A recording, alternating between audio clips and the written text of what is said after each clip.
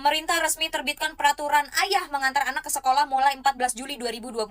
Salam APBN, ambil positif, buang negatif, tonton videonya sampai habis. Kalian tahu gak sih berita tentang ini gitu, tentang ayah itu mengantarkan anak-anaknya ke sekolah dan itu sudah ada di peraturannya resmi sejak 14 Juli 2025. Menurut gue ini ada segi positifnya, tapi menurut gue juga ada ada yang kurangnya gitu. Sebenarnya gue setuju ya, tapi masalahnya tuh kayak ya gak bisa dipungkiri nih ya, bahasa kasarnya seorang ayah itu bukan cuman donor sperma dan bukan cuman jadi tempat setor uang gitu. Positifnya ya ini bagus sih untuk mendekatkan antara hubungan ayah dengan sang anak gitu, secara psikologis juga bagus gitu. Cuman kalau mikirin psikologi juga, bagaimana dengan psikis atau psikologi anak-anak yang tidak memiliki bapak, bukan yang tidak memiliki ya, tapi yang maksudnya yang bapaknya sudah meninggal, atau yang orang tuanya bercerai, atau yang orang tuanya itu pilot, nakoda, yang bekerja di laut, apa segala macam. Masalahnya gue nggak tahu ya, peraturan ini hanya diperuntukkan untuk hari pertama mulai masuk sekolah atau untuk seterusnya. Inisiatif ini itu dialokasikan untuk menumbuhkan kedekatan emosional antara anak dengan ayahnya. Kehadiran ayah di hari pertama anak sekolah itu mungkin bisa menumbuhkan rasa percaya diri sang anak gitu untuk memulai hari pertama di sekolahnya gitu. Tapi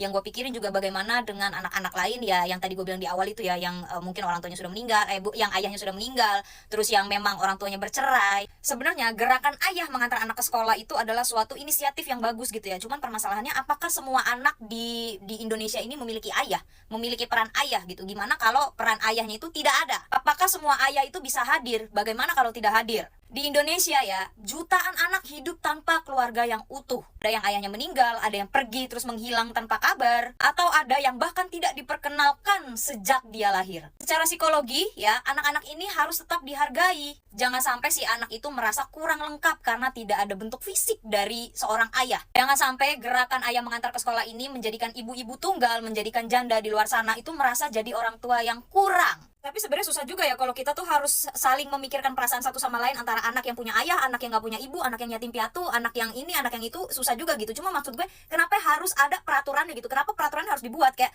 biasa aja gitu, kayak anak-anak terima raport nih.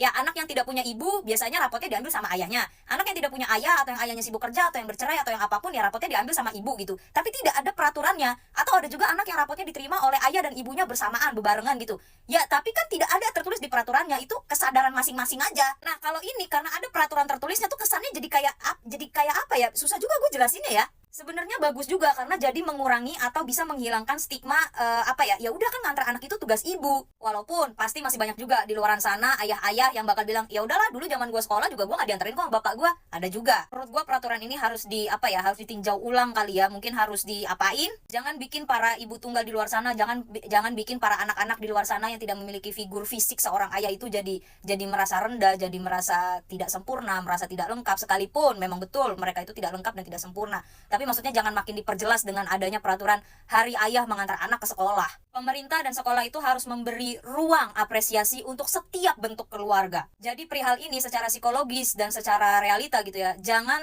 melulu tentang siapa yang mengantar, tapi siapa yang hadir, siapa yang peduli, siapa yang perhatian. Kalau ayah cuma nganter hanya untuk jadi formalitas doang, buat apa juga?